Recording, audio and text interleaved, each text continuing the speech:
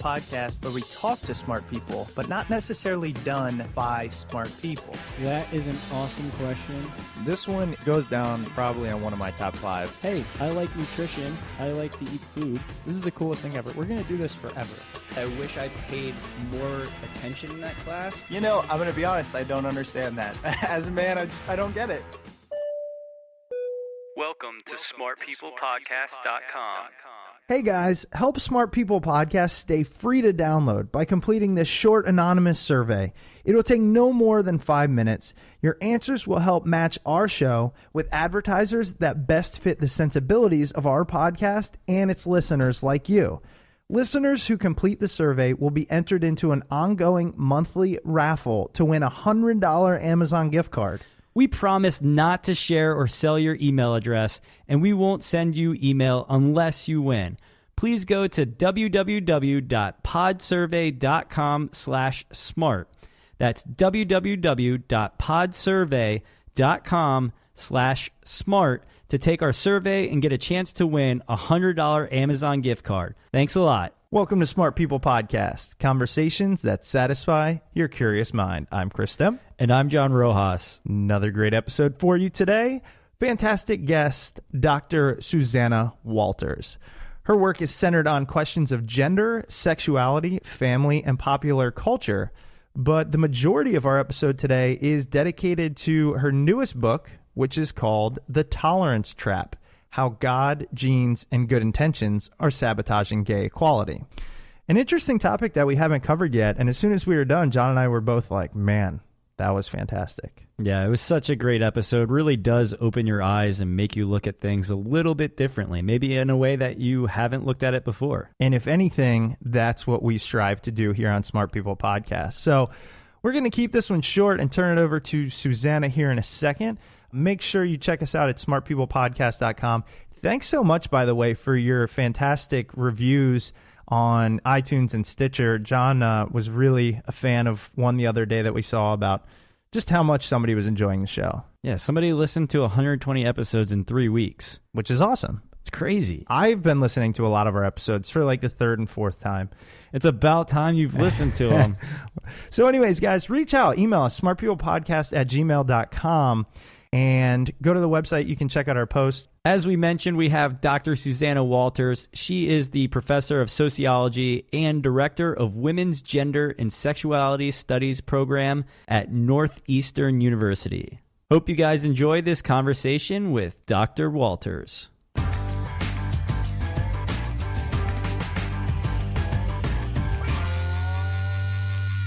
Well, Suzanna, thank you so much for being on the show. Really appreciate it. And really excited to have you on because I have to admit, homosexuality in general is not something that we have covered on the podcast. 150 or so episodes in, when we've really tried to take a wide range of just what it is to be human. And I think that goes to speaking to kind of what you write about. It's like it's not where we want it to be. Yeah, that's actually an interesting point, and you should be ashamed of yourself. I know it. You know, I think that we tend to believe, particularly since there's been so much success with gay marriage rights, we tend to believe that we're almost there. That the revolution for gay rights, the inclusion of gay people in American culture in all its facets, is really pretty close. And part of why I wrote this book was I guess I would see it as somewhat of a cautionary tale. And your example that you haven't done a podcast yet that covered any issues around gay rights speaks to that. And this is what it is, a cautionary tale to say, well, we're not almost there. And we're a long way off. And in fact, to the extent that we believe we're almost there and that the battle is won, we actually undercut the ability to really embrace this discussion with more complexity, with more depth, and to reach a goal of full inclusion for gays and lesbians in all areas of American life. Well, I'm glad we started there because as I was kind of reading about your book and reading some articles you've written, one of my thoughts was, well, I get that we might not almost be there, but we've definitely made a lot of progress, right? And I think what you're clarifying is we have made some progress, but we're not anywhere close to we can't just declare a victory and say, look how evolved we are. Absolutely. Look, I would be the last person to deny the very real changes that have occurred in the past 15, 20 years or so. Things are undoubtedly better. Believe me, I would rather be a young person coming out into this world than the world that I grew up in. But I think 3 points need to be made here in relation to that. One is that things are simply not better enough. They're not better enough. We still have disproportionate numbers of gay youth on the streets and homelessness. We still don't have, can't seem to pass an Employment Non-Discrimination Act. We still only have a handful of openly gay politicians and national leaders. So on the one hand, things are just not better enough. Secondly, I think these gains, for example, out gay celebrities, gay marriage, military inclusion, should not be seen as the end of the struggle for full inclusion. In other words, gay marriage is not synonymous with gay rights. And I think that's part of what the problem has been in recent years, is that one issue has come to seem to stand in for all the panoply of issues and rights that gay people have been working for years. And third, and this is, of course, the deeper part of my book, the framing of gay rights around issues of tolerance and acceptance. I argue that this forestalls addressing deeper and more challenging questions posed by real inclusion, by deep inclusion. That's really an interesting point. Actually, I want to dive into that stuff in a minute, but I'd like to, just for those listening who aren't aware of your work and your writing, pause for a minute and learn a little bit more about you. Kind of give us your background and then all the things you're doing right now, including this book, but the other ways you kind of dive into this topic. Absolutely. Well, I am a professor of sociology and the director of women's gender and sexuality studies at Northeastern University.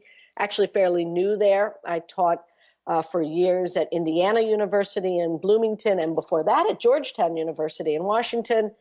I do work on gender, sexuality, popular culture, feminist theory, gay and lesbian studies. And my last book was called All the Rage, The Story of Gay Visibility in America. And in many ways, this book is in some ways a follow-up, but it's more about the state of political rights and civil inclusion than it is about popular culture per se. Although I do talk about some issues around popular culture in the book, it really is a sort of taking the pulse of where we are now in terms of thinking of gay rights and gay identity and gay inclusion. So that's broadly my background, a sociologist and a cultural theorist and feminist theorist who has worked for years in these areas. Great. No, thank you for that. And one of the things I really wanted to ask you, because it's a unique niche topic. It's something you've really kind of dove into. Just sociology in general, I find so fascinating.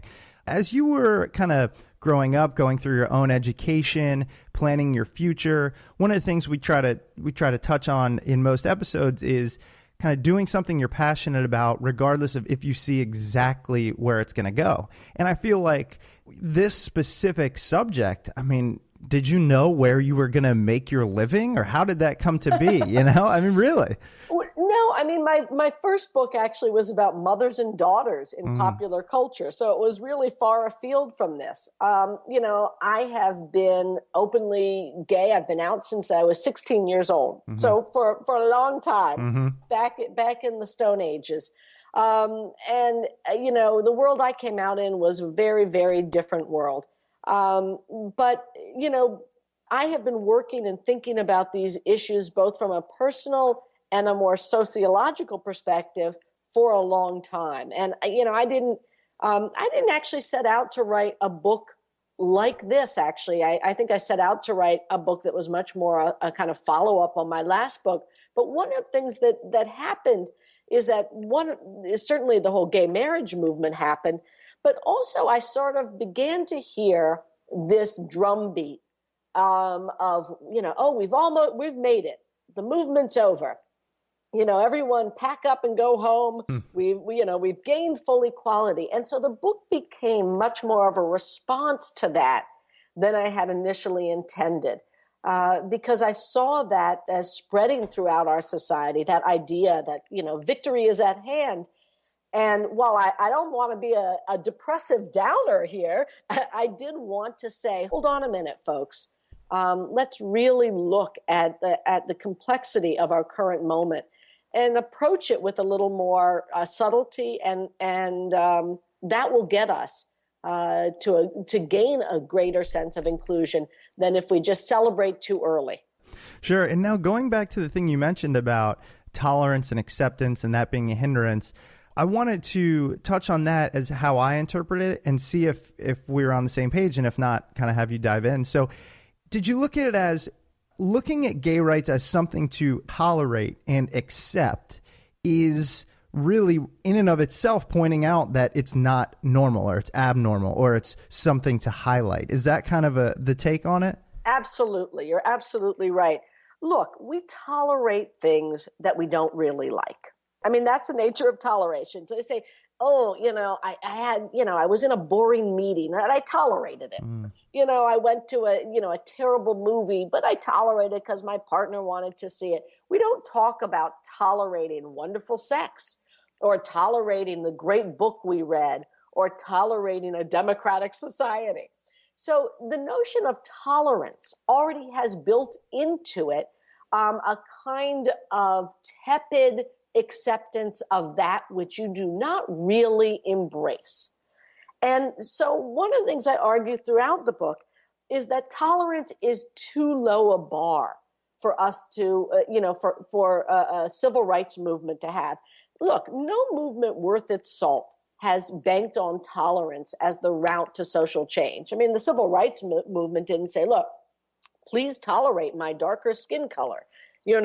Women don't say, tolerate that we're a different gender and therefore we'll, get rights. We talk about the celebration of differences and the way in which differences can actually transform all of us in positive ways.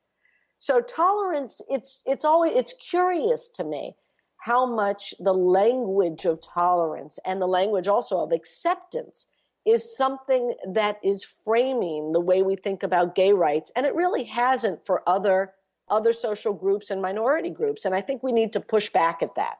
Why do you think it was originally framed that way? Was that just to kind of tiptoe, kind of touch our toes in that water to get people to start accepting it? I mean, why do you think that it was looked at completely different than what you mentioned with civil rights and then women's rights?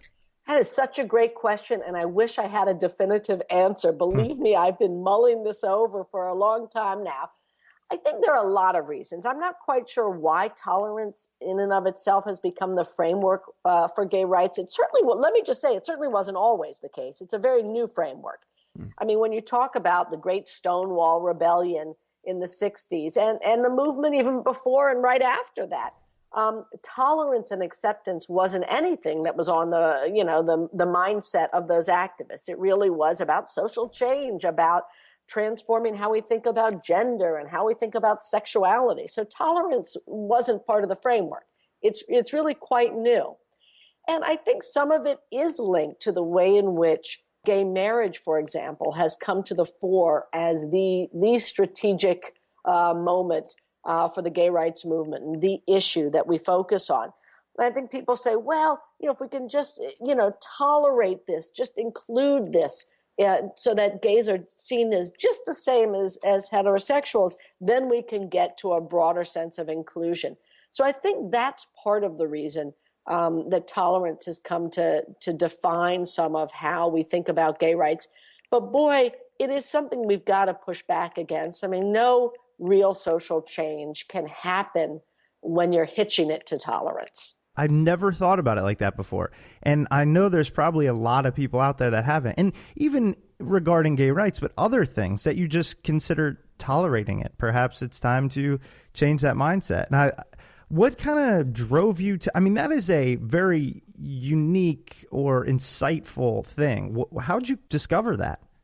Thank you. Well, I mean, I guess part of it was I kept hearing that language of tolerance, acceptance. And I kept thinking, for one, as a gay person, I kept thinking, who are you to tolerate Right. me? Okay. That makes sense. There was part of it that just was a reaction to that said, what does it mean that one group says they're going to tolerate another? And then pushing even further with it, you think, well, tolerance can always be taken away because it's always someone else who is seen as doing the tolerating. So no one asks, are gay people tolerating straight people? I hope there's some good gay tolerance for those straight people, So the fact that we don't ask that seems to say to me a lot about what the language of tolerance is. And I really prefer, and do draw on the civil rights movement and the women's movement here, a much more robust language of inclusion, of integration.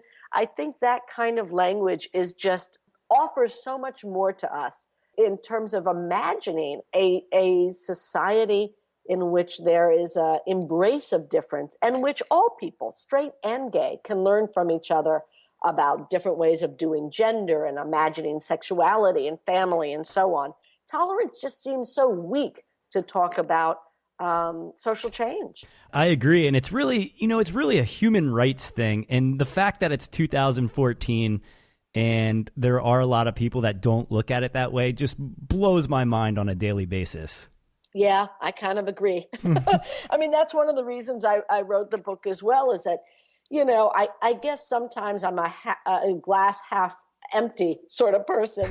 I say, okay, here it is, 2014, and everyone's declaring all this change for gay rights. I mean, for example, there was just all of this brouhaha about these sports celebrities coming out. Mm-hmm. The first major league players, et cetera, to come out of the closet. Everyone says, isn't that a great sign of how much we've changed? Now, I look at it and I say, one player, two players who embody all of the normative ways of thinking about maleness and masculinity and so on, and the press is falling over themselves saying, isn't the world changing? And I think, boy, that's one person. Actually, this is a sign of how far we haven't come, that we're actually making this a news issue. It will be a sign of how far we've come when that's not a news item at all. Sure. Yeah, and actually I had that written down because I wanted to mention it to you. The first openly gay active football player, recently came out. I think he's going into the draft right now, or just was in the draft. I haven't followed up on it too much, and like you mentioned, not only was it a story, but I heard a lot of things. I mean, there were tweets and all this stuff, all the way from completely understanding and all that to ignorant. And I know it shouldn't be judged, but I think, well, this sport is full of these warriors, if you will, and they get in the locker. I was an athlete, I know what it's like in the locker room, and I wonder, man, that's going to affect the dynamic. No matter what utopia we want to live in, that just is a fact, and I don't know what to think about it. Well, I think that again is a sign that that sexual orientation, sexual preference, and sexual object choice in that way still is seen as something that's disruptive or that matters in that way. I mean, you say that it will affect the locker room. Well, people are in the locker room with all kinds of differences, with religious differences, with political differences, with familial differences, with regional differences. But we think it's how they have sex and how they love that matters more than all those other things. So again, to me, that's more, evidence that we've still got a long way to go in making this matter less. Sure. In making people's sexuality, be whatever, a part of them, like a lot of other things are a part of them. Right. And talking to you, one of the things that's most fascinating is I kind of understand, looking at the question I asked about tolerance and the way I'm kind of viewing a locker room. I mean, I fall into that. I don't know if I want to call myself kind of ignorant, but it's like I didn't have a gay friend until about 2 years ago. And I don't feel like I went out of my way to, I don't feel like I had these judgments. Maybe it was just the crowd I hung out with, or I don't know. And I say that just to be, this is something that I don't have this prejudice at all, but I don't understand it very well. And I say that because I want to, but I don't know. I guess I would have to go out of my way to learn more and understand more. And I feel like talking to you is maybe that step, and I'm trying to make the transition. Well, I hope it's part of that. Yeah. Look, I think that I think you're hitting on something that's very important, which is that, the issue here isn't just about tolerance and acceptance. It is about changes in consciousness. And, one of the things that has to happen to create a truly inclusive and integrated society, whether it's around racial differences, gender differences, sexual differences, religious differences, is not just about tolerance and acceptance, but about deep knowing of other people and other ways of life. And you can't get that just through tolerance, because that's an easy out. Say, okay, here's someone who's just different from me, and they're so deeply different, and I can't even begin to know who they are, and I'm just going to, I'll accept them as long as they don't get in my face. They don't bother me. I'll accept them. That keeps fences still up. And, and in fact, when you say you haven't had any gay friends until recently, I mean, one of the, interesting points of data we have is that certainly the more people actually have gay friends, gay family members, gay coworkers, the more they're not just tolerant, but the more they actually are thinking about sexuality and sexual difference in new ways. So part of what's important is to push back against kinds of segregations that don't allow people to know different kinds of people. Look, you can say the same thing about racial integration. Mm-hmm. One of the reasons the civil rights argument was so focused on integration as a mode was that the belief was that's one of the ways you counter prejudice, even prejudice that is ingrained and not even experienced as prejudice. Is that people actually need to know, live with, love people that are different from them. It's very simple, and until you begin to do that and really begin to understand those differences as meaningful, not just superficial, but as challenging and meaningful, you can't actually have a sort of a really integrated society. Yep, it's such a great point. And I keep going back to, in my mind, I'm thinking, I've watched Game of Thrones, and I've watched all these historical shows, movies, all that. And it seems, and correct me if I'm wrong, because I definitely don't know. Okay, this is just if you want to talk about popular culture. But it seems like they were much more tolerant of all types of sexuality back, I don't know, hundreds, thousands of years ago. Is that true? And if so, when did that change come about? That's a huge question. I can say this, that, look, people have always had varieties of sexual experiences and desires.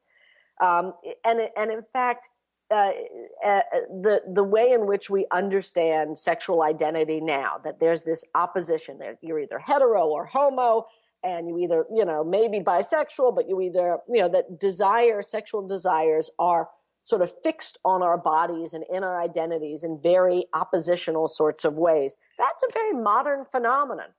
The terms heterosexual and homosexual, are really pretty new and developed in the 19th century. So it's not, these ideas that we've come to think of as natural, that one is either this or the other, and it moves in these binary ways, are fairly new and have not always been with us. And there have been different ways of thinking about sexuality and the relationship between sexuality and social world and so on. And there remain different ways around the world. So, one of the reasons that's important for us to know is that if you understand the way we think about sexuality as being socially produced through and differing over time, we know then that we can produce it differently, actively, all of us, that we don't have to have these oppositional ways of imagining it. I wanted to dive quickly into your book, The Tolerance Trap, because when I looked at the subtitle, it's How God, Genes, and Good Intentions Are Sabotaging Gay Equality. And I saw how God, I'm like, okay, I get that with religion. Good intentions, what we've just been talking about now, where people are saying, hey, we've won the fight, that type of thing. But genes, I was kind of surprised. Can you explain a little bit how genes? Yes, absolutely. I mean, that became a huge part of the book because it's such a dominant way of thinking about gay identity. This search for the gay gene, or a notion of it, that people are born this way, is a very, again, a very new idea, and unfortunately, in my mind, a very dangerous idea. And I think it's linked historically with, for example, the development of the Human Genome Project and the associated rise in neuroscience and neuropsychology, and the move to frame everything from shyness to food taste to falling in love in biological and often genetic and narrowly determinist ways. And, the idea that people should get their rights because they can't help themselves is a pretty weak notion to base civil rights on. And so the idea that born this way, and let me back up a minute, the genetic arguments, I would say, are both bad science. I mean, I think it's just very shoddy science. But even more importantly, it's the wrong question for us to ask. Sexuality is a messy and complicated and fluid thing. And the idea that we can think that one's sexual desire is somehow imprinted in a primordial way on your genes, in your endocrine system, in your hypothalamus in some way, is ludicrous. People change their sexual desires over a life course. Even what we define as a sexual identity changes historically. So it's a ludicrous idea that we can sort of define someone's sexuality in such a narrow way. But even more dangerously, the idea that in order to get rights, you must argue that gayness is imprinted in some biological way is a very dangerous idea. Most of the gay movement has spent most of its history working to demedicalize sexuality and to understand sexuality as complicated, as fluid, as about choice sometimes, as about all kinds of things. So the biological arguments I found to be really dangerous and really hard to push back against. Yeah, I can imagine it being tough to push back against because of just, I think we're at the stage where humans in general try to define everything in the scientific way. I work a lot with food, so it's like breaking food down into its smallest components. Yet the more we do it, the more we realize we don't understand. And so it's a slippery slope, because if you do that with something like sexuality, then you indoctrinate the people in this certain mindset, and then, oh, never mind, we just realized we screwed that up. And it's a continual learning curve. Absolutely. And also, look, the very fact that no one's asking, how do we find out what's the straight gene? Mm-hmm. I mean, that there's no sign, our National Institute of Health, they're not putting any money into searching for the origins of heterosexuality and heterosexual desire. Why? Because that's naturalized. That's seen as the norm. So part of this whole, part of the search for the gay gene is, again, part of that same discourse of tolerance. It's seen as, what we started talking about. It's seen as, let's find that which is not normal. Let's define that, let's find the origins, the causes of that which is not normal. Now, there's also the danger, let's find that so we can cure it, right? Mm-hmm. It's a disease. It's a disease model of sexuality. Again, I would say when they start looking for, let's find the cause. What is causing that curious thing called heterosexuality? Then we'll begin to know that it's a little more complicated. But it is something I think we've got to really push back against. Look, even if you believe that there might be some biological origins or some causation around sexual desire, gay or straight or bisexual, any kind of sexual desire, the idea that that has anything to do with human rights is crazy, right? And all you have to do is look at the Holocaust and look at slavery to see how biological arguments for or against rights have been used. And that's a really great argument, especially the last thing that you mentioned with slavery and what you said about the Holocaust, because I can hear our listeners asking this question, and I think it's because oftentimes we're in tune, and I have this question, and I hesitate to ask it again for fear of sounding kind of dumb sometimes, but it's the truth. Is like when I think about biological basis, or when I think about when people say normal, or it seems to me, okay, the human species or any species, the main goal, one of the main goals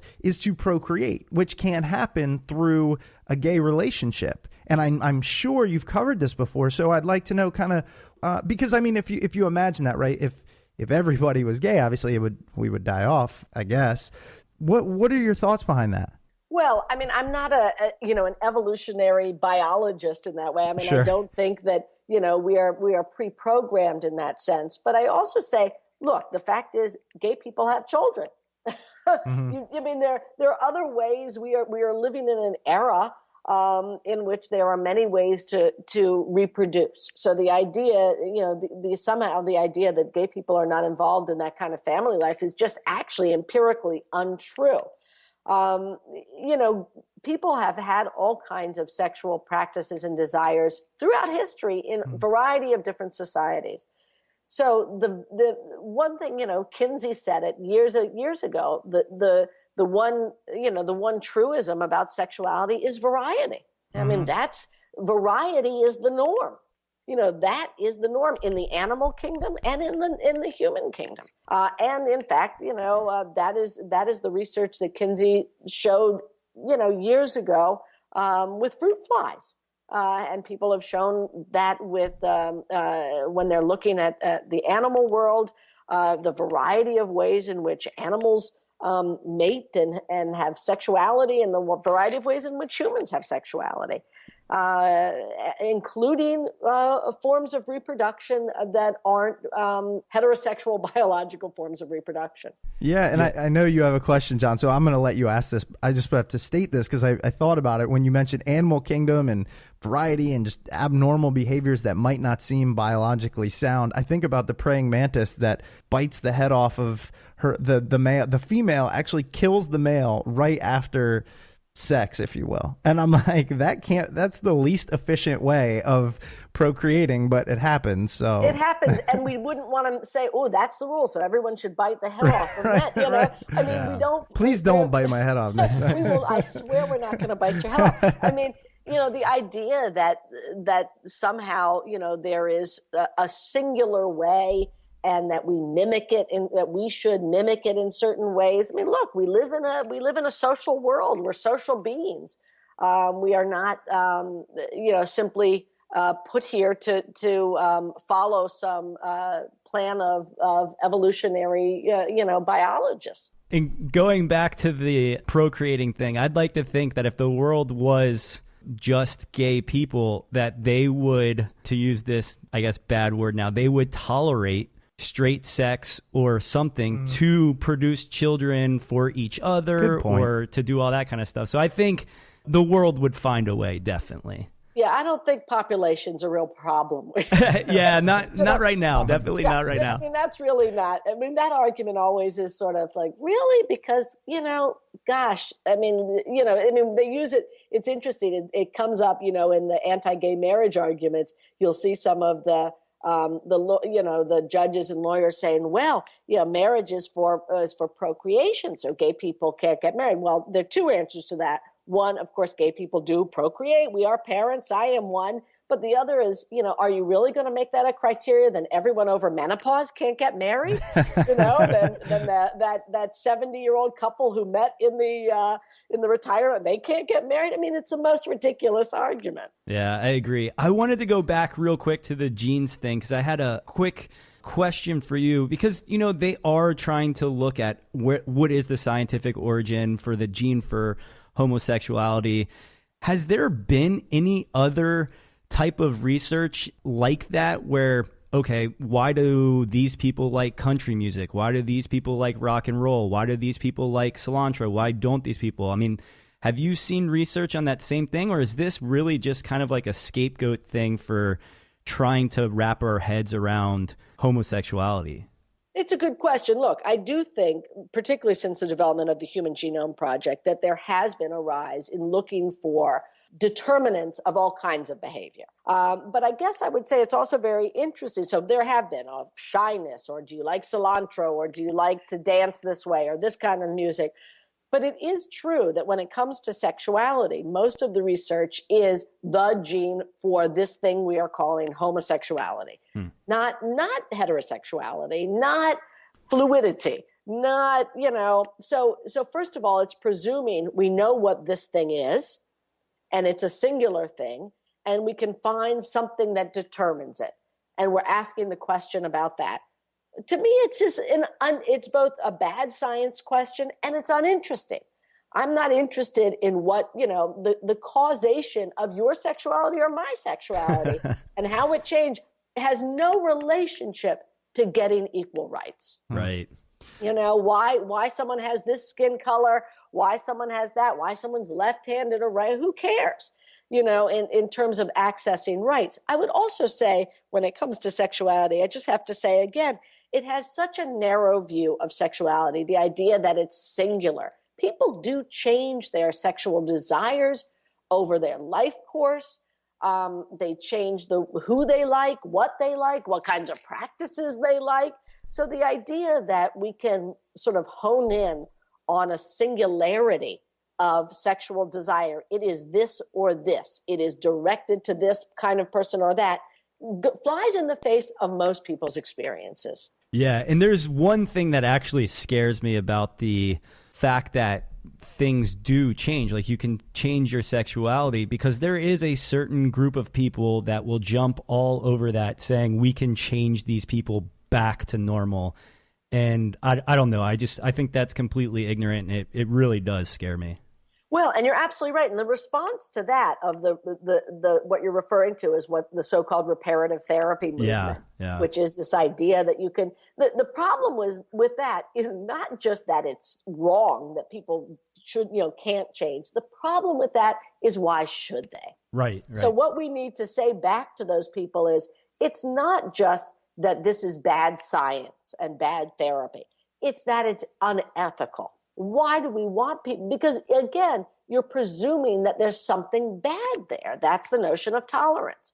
Why would you change that? It's like saying, there's something wrong with it. It needs to be changed rather than, so it's the wrong question again to be asking. I agree. Well, Suzanna, this was awesome. It was very enlightening, and it was a huge highlight of just why we do this podcast, and open my eyes, open John's eyes, hopefully open our listeners' eyes, and just learn a little something, step into the world that we inhabit, and to think about these things. So again, we talked about your book, The Tolerance Trap, which is fantastic. And I was wondering if there's somewhere else that people can go and connect with you, learn about what you do, read your writing, all those types of things. Absolutely. There's my website for the book, thetoleranctrap.com.